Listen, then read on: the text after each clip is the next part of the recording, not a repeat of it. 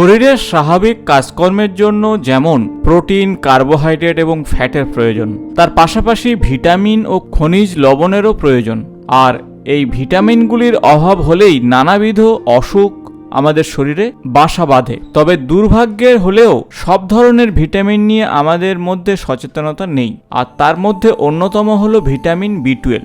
Vitamin বি12 ঘাটতির কারণে কি ধরনের সমস্যা হতে পারে সে বিষয় নিয়ে এই ভিডিওতে আলোচনা করব। সেই সাথে আলোচনা করব যে কোন কোন খাবারের মধ্যে ভিটামিন বি12 আছে এবং ভিটামিন বি12 কতটা খাবেন, কোথায় পাবেন এবং কেন খাবেন, এই সমস্ত প্রশ্নের উত্তর কিন্তু এই ভিডিওতে আপনাদের সঙ্গে আলোচনা করব। নমস্কার বন্ধুরা, আমি ডক্টর সুব্রত আর আপনারা দেখছেন আপনাদেরই প্রিয় চ্যানেল সুব্রত হেলথ। চ্যানেলে নতুন হলে চ্যানেলটি সাবস্ক্রাইব করে দেবেন, পাশে থাকা বেল বটনটি প্রেস করবেন। ভিডিও ভালো লাগলে অবশ্যই বন্ধুদের সঙ্গে শেয়ার করবেন। ভিটামিন বি12 অত্যন্ত প্রয়োজনীয় একটি উপাদান।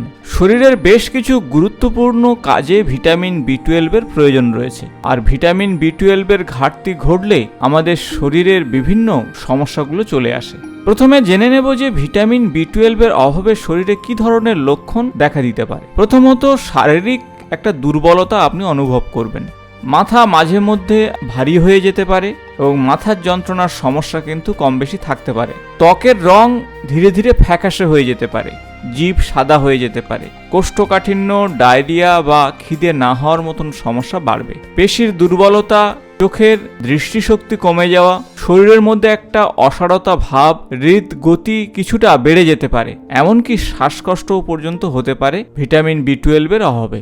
আর এর মুখ্য কারণ হলো ভিটামিন বি12 অভাবে রক্তকণিকা বা স্নায়ুর স্বাস্থ্য ঠিক থাকে না। বি12 হলো ডিএনএর জিনগত উপাদান তৈরিতে গুরুত্বপূর্ণ একটি উপাদান। হাড়ের স্বাস্থ্য ভালো রাখার জন্য ভিটামিন বি12 প্রয়োজন হবে। চুল, নখ, ত্বকের স্বাস্থ্য ঠিক রাখতে ভিটামিন বি12 দরকার এবং মানসিক অবসাদ থেকে মুক্তি পেতে ভিটামিন বি12 দরকার। ভিটামিন বি12 যেহেতু জলে দ্রবণীয় একটি ভিটামিন, তাই শরীরের চাহিদা পূরণ হয়ে গেলে অতিরিক্ত ভিটামিন ইউরিন বা মূত্রের সঙ্গে দেহের বাইরে বেরিয়ে আসে। বয়সের উপর ভিত্তি করে আমি কয়েকটি পরিমাণের কথা আপনাদের বলবো। আমেরিকার ন্যাশনাল ইনস্টিটিউট অফ হেলথের হিসাব অনুযায়ী 0 থেকে 6 মাস বয়স্ক মানুষের দৈনিক 0.4 মিলিগ্রাম, 7 থেকে 12 মাস বয়স্কর জন্য 0.5 মিলিগ্রাম, 1 থেকে 3 বছরের ক্ষেত্রে 0.9 মিলিগ্রাম এবং 4 থেকে 8 বছরের ক্ষেত্রে 1.2 মিলিগ্রাম, 9 থেকে 13 ক্ষেত্রে 1.8 মিলিগ্রাম এবং 14 থেকে 50-এর মধ্যে বয়স যাদের তাদের 2.4 মিলিগ্রাম। অন্তঃসত্ত্বা মহিলাদের ক্ষেত্রে 2.6 মিলিগ্রাম এবং স্তন্যদায়িনী মায়েদের ক্ষেত্রে 2.8 মিলিগ্রাম ভিটামিন বি12 প্রয়োজন। ভারতবর্ষে দেখা গেছে যে প্রায় 47% মানুষের মধ্যে ভিটামিন বি12 অভাব বা ঘাটতি রয়েছে, আর সে কারণে বিভিন্ন শারীরিক সমস্যায় ভুগছে। ডায়েটের মধ্যে শরীরে যদি ভিটামিন বি12 অভাব ঘটতে থাকে তাহলে এই সমস্যাগুলো কিন্তু আসবে। তাছাড়া শরীরে বেশ কিছু রোগের কারণে ভিটামিন বি12 কিন্তু শরীরে অ্যাবজর্ব বা শোষণ হয় না, বিশেষত atrophic gastritis, pernicious anaemia, Crohn disease, coeliac disease. তাছাড়া যারা অতিরিক্ত মদ্যপান করেন, যাদের ইমিউনিটি সমস্যা রয়েছে যেমন গ্রেপস ডিজিজ বা লুপাস এরিথ্রোমেটাস, এই ধরনের রোগ যাদের রয়েছে তাদের ক্ষেত্রে কিন্তু ভিটামিন বি12 অ্যাবজর্ব সহজে হতে চায় না। এছাড়া কিছু ওষুধ রয়েছে যেগুলো ভিটামিন বি12 শোষণে বাধা দান করে। এখন প্রশ্ন হলো শরীরের ভিটামিন বি12 ঘাটতি মেটানোর জন্য ডায়েট চার্টে কোন কোন খাদ্যগুলোকে আপনারা রাখবেন। প্রথমত বলবো দুধ, দই এবং দুগ্ধজাত পদার্থ অবশ্যই প্রত্যেক দিনের ডায়েট চার্টে কম বেশি রাখুন। যারা দই খান অবশ্যই দই খান, টক দই খাবেন। দুধ অবশ্যই খেতে পারেন, তবে দুধের অতিরিক্ত ফ্যাট তুলে নিয়ে তবেই খাবেন। দুগ্ধজাত যে সমস্ত পদার্থ রয়েছে যেমন পনির, চিজ, বাটার, এগুলো আপনারা খেতে পারেন। দ্বিতীয়ত হলো ডিম। ডিম আপনারা ডায়েট চার্টে রাখলে ভিটামিন বি12 ঘাটতি কিছুটা পূরণ হবে। মাশরুম অবশ্যই ডায়েট চার্টে রাখুন।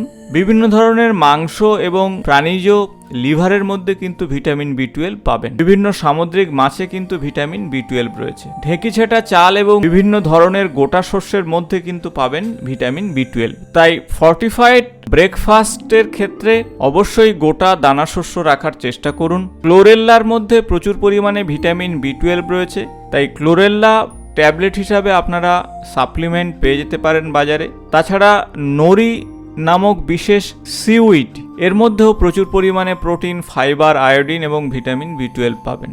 এগুলো সাপ্লিমেন্ট হিসাবে খেতে পারেন। তাছাড়া মিশো হলো সোয়াবিনকে ফার্মেন্ট করে একটি বিশেষ খাদ্য উপাদান, যাতে ভিটামিন B12 রয়েছে। স্পেরুলিনা আপনারা বাজারে পেয়ে যেতে পারেন ভিটামিন B12 এর সাপ্লিমেন্ট হিসাবে। এটি একটি ব্লু গ্রিন অ্যালগি, এতে প্রচুর পরিমাণে ভিটামিন B12 আছে।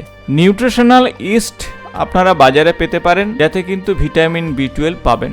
তাছাড়া টেম্প, এটি একটি সোয়াবিনের ফার্মেন্টেড প্রোডাক্ট, যা বাজারে আপনারা পেতে পারেন। প্রচুর প্রোটিন, আয়রন, ক্যালসিয়ামের সঙ্গে ভিটামিন B12 রয়েছে। এছাড়া যে কোনো সি ফুডের মধ্যে আপনারা প্রচুর পরিমাণে ভিটামিন B12 পাবেন।